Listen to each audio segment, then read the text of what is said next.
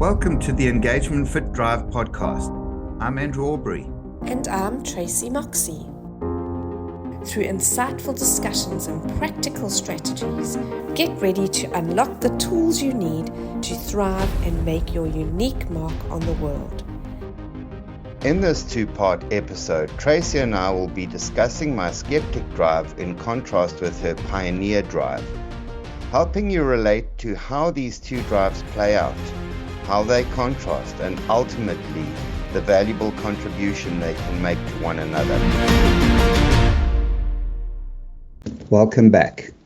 In part 2 of episode 2, we'll be unpacking the Pioneer drive in contrast to the Skeptic drive, which we discussed in part 1. If you haven't listened to part 1, you may want to pause this and take a listen to part 1 first. Otherwise, let's dive in. I'd like to explain what a contrasting drive is, just for clarity, and then we can go into the Pioneer. So the reason the Skeptic and the Pioneer drives are so contrasting is that as the Skeptic wants to mitigate risk and the Pioneer needs risk. So they're very contrasting. The energy is different. The Pioneer drive is an accomplishing drive, not a thinking drive. So as a pioneer, you may tend to be naturally entrepreneurial and confident. You may inspire others with your confidence and willingness to take on things that nobody else would dare do, and may offer others a lot of certainty because of your strong self-belief. You might enjoy cutting a new path and find that going solo is often more energizing than being team dependent, simply because you can take more risks and experience better results, both through success and failure. You may often prefer to do things yourself, that's the entrepreneur side, or to be in charge. You will tend to have a strong can-do attitude and a high degree of resilience. Pioneers are natural risk takers and thrive in conditions where they can go into uncharted waters, take risks, and have the mandate to be entrepreneurial or go it alone. So I don't know if any of you can hear in my voice, but that is me to a T.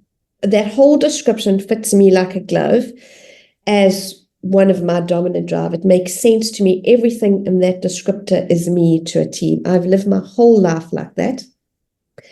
And then just to let you know the needs of the pioneer.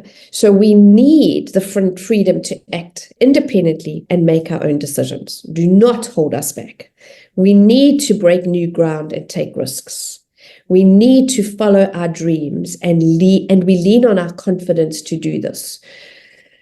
So when I think back to my life, and I've had quite a few different jobs, from admin to sales, I've done quite a few different things. And where I thrived was when I had the mandate to be my own boss, where I can make my own decisions and run with what I need to, and nobody's telling me what I can and what I can't do. That is where I thrived. And this is where, once again, if you have a pioneer in your team, do not cut him or her off by her legs and not let her or him be that beautiful human being. Obviously within the constraints or the perimeters of that job that they have. But you will get the best out of them when they have this freedom. As a pioneer, I've had to learn some hard lessons. Life is not always about being solo. Life is not always about you having it your way and making your own decisions. Sometimes you have to stop and learn. And I wish I had known this when I was a lot younger. I think life would have been a lot easier for me. But so grateful to learning the skills now of how to really master this drive. And obviously now having my own business, I am independent and I do make my own decisions, but also learning that when I do work with my fellow colleagues on projects and come together, that their insights and their input and the way they see things is very, very, very valuable. I wanted to ask you about that self-confidence, what it looks like for you, and What does it feel like embodied? Yes, and sometimes I used to think, am I a bit arrogant, a bit cocky, a bit too self-assured? Because it does come so natural. And I often hear people ask, I listen to a lot of podcasts, and one question that comes up is, what is your relationship with fear? And there again, when I go deep and I go, I really don't have fear. Yes, I get nervous. If I go and do a talk in front of 100 people, I get nervous. But the confidence that in my mind, nothing can go wrong. And I don't know, this is just like we say, where there's this natural energy of this, it's the risk that we don't think there's any risk. When I think if something does go wrong, it doesn't matter because it's not really going wrong. I'll learn from it and I'll pioneer a new way. I'll find a different way of doing it. So that confidence is huge, Andrew, because you know that people are attracted or people resonate with confidence because if they don't help themselves, it helps other people. But it is a true gift to have that. I must be honest with you that anything I do and I go and do, there's never in me what could go wrong. There's never any, I'm not going to do it because I'm scared. I just go and I do it. And what will be, will be. So I'd like to lead on with another question around that, around the concept of calculated risk. So you've already made the point that fear doesn't really play a part in it. What have you learned around risk and calculated risk, taking calculated risk? Andrew, can I ask you to just expand on calculated? What do you exactly mean by that? So when I say calculated risk, it's obviously you're going to need scenarios and context. These drives are situational in a context or a situation. Now, there are going to be times where what you really need is you need somebody who can go into uncharted territory, be confident in that space. Would I be correct in saying sometimes you just need someone else to ask you, have you considered the cost of what this would be? There are some lessons you don't want to find out when you're halfway through that's had a severe impact that we didn't see coming. Does that make sense in terms of calculated risk? Yes. And the reason why I have never had to have that risk is because I've never ventured on something like that. So when I do venture into something new or start something new, remember in the pioneer's mind, nothing can go wrong.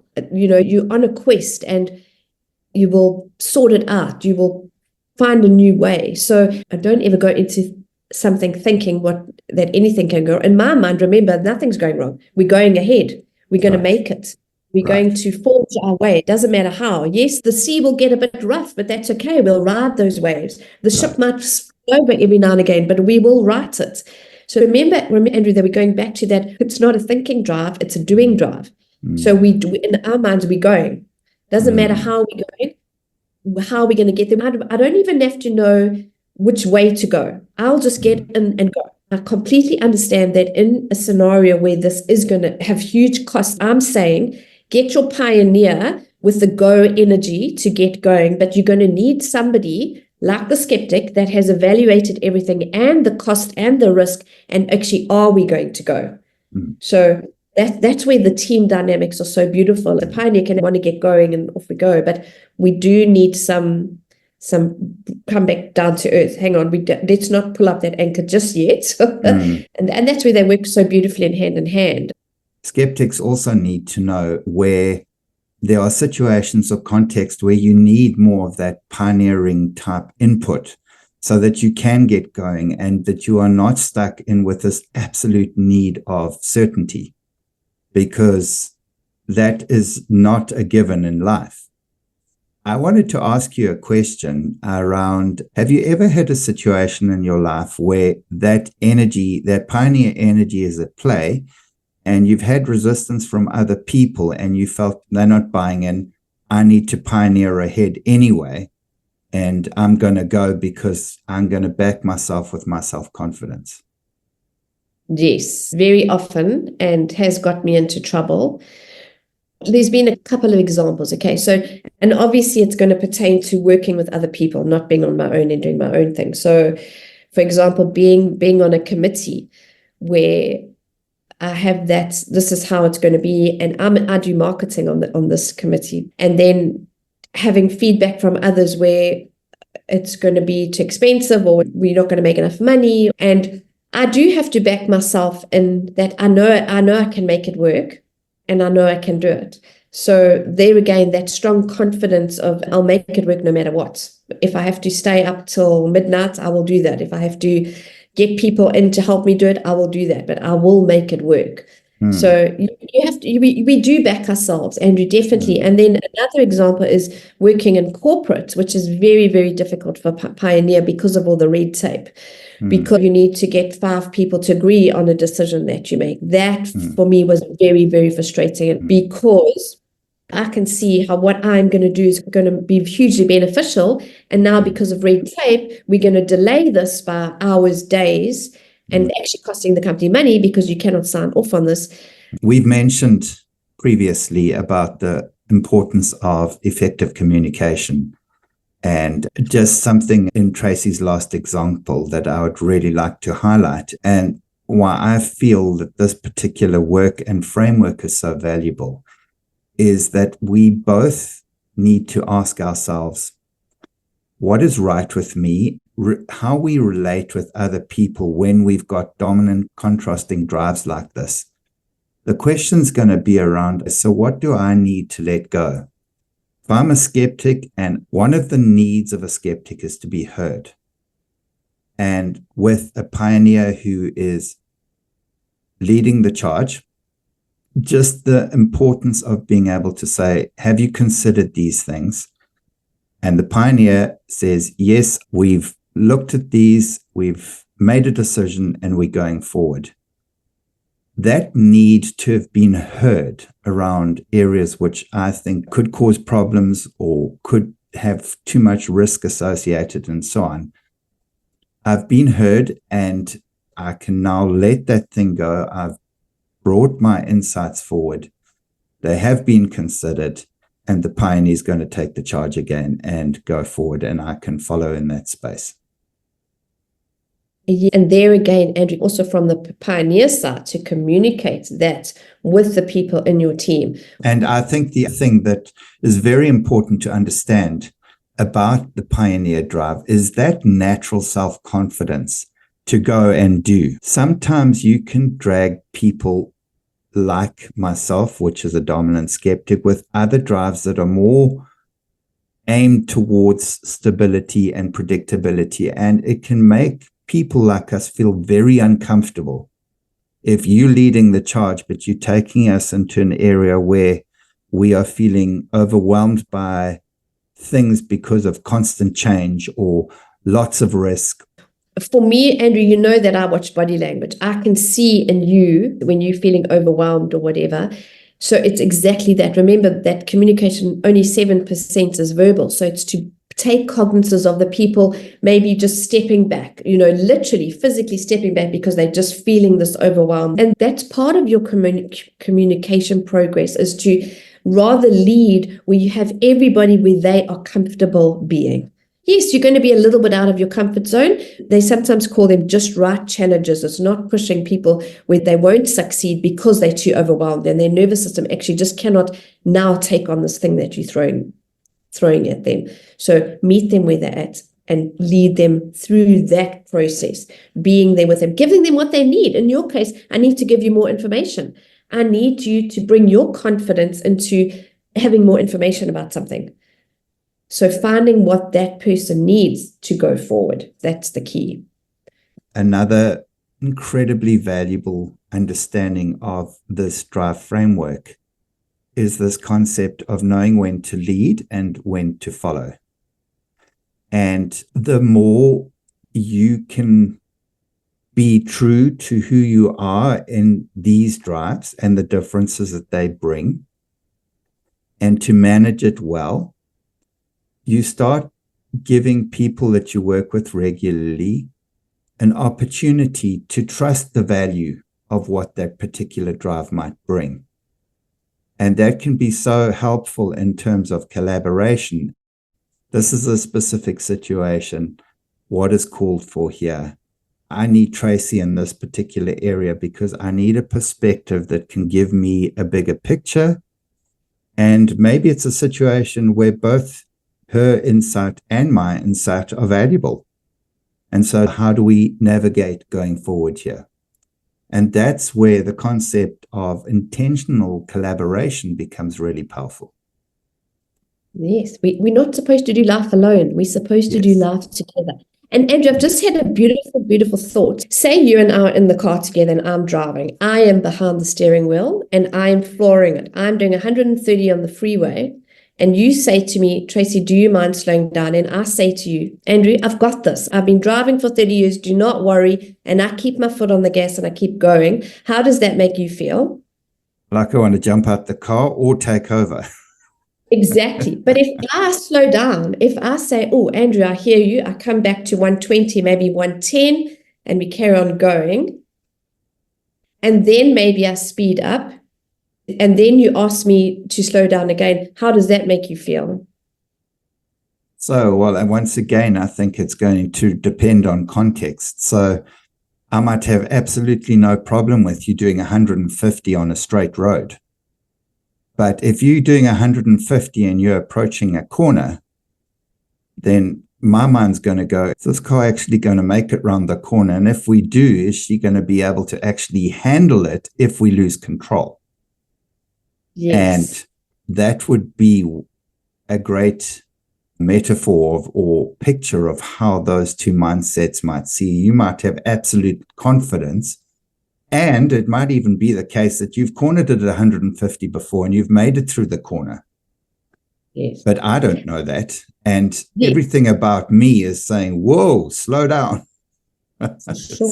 Sure. But how did you feel when I did slow down? So certainly it would have helped in saying, okay, well, I'm actually being heard, which is really valuable. And therefore I can calm down a little bit and feel more relaxed. And that is actually the moral of that story, is that even though I think I'm a good driver, remember, I'm pioneer, I can go it alone, I don't need your input, I know what I'm doing, I'm a risk taker. If I can slow down and go, sure, actually, he's not feeling as comfortable as me. That is where you need to kind of use that analogy in your teams, is just come back to where that person is not feeling comfortable. Let them feel confident again. And then you can go faster because you know the next time you ask me to slow down, I will slow down. Sure. And I like that. There is just one other consideration on the picture of hitting the corner at 150 kilometers an hour. Is even though you might have the self-confidence and the skill and the car can perform at that speed round the corner, if that's a blind corner, you can't see what's coming. What happens if there's a vehicle in the road or an obstruction? Yes. Could be a big accident. It wouldn't be so good. I think that's a great picture. Thanks, Tracy. I want to thank you for your time today, and I hope that our discussion and the content that we have shared with you gives you a little bit more context and understanding around the skeptic and the pioneer drive. Remembering, of course, that there will be many aspects of those descriptors that you resonate with. And it's okay if there are some that you don't resonate with, because your other drives, experience, skill, and knowledge will influence those. The big thing around the drive framework that I think is hugely valuable for people is being able to understand what is right with you and how to back yourself, and that there is no such thing as a wrong drive or a bad pattern of thinking, feeling, or behaving. Certainly, we need to manage those energies so that they can become strengths. And if we don't manage those dominant drives properly, they become detriments to myself or others. And those are the things that we need to focus on. Every single way of thinking, feeling, and behaving has huge value and brings impact and contribution uniquely in a context or situation. And through our making these podcasts, this is our intention, is for you to really understand your drives and how they impact you and why you do the things you do, and bringing that awareness so that you can exactly that, navigate your life with more ease and more understanding. I want to say thank you so much for joining us and giving up your time to be with us and learning about these drives. And we'd really love to hear your feedback. If Skeptic resonates with you, how does it show up in your life? Because remember, you're a unique individual. And if you're a pioneer, how does it show up in your life? How has it held you back? What have you learned from having this as one of your drives? Thank you for joining us on this episode of the Engagement Fit Drive podcast. We hope you found invaluable insights that will empower you on your path to self-discovery and fulfillment. Don't forget to subscribe and share this podcast with anyone who's ready to unlock their full potential. Until next time, keep engaging, keep thriving, and keep driving towards a life filled with purpose.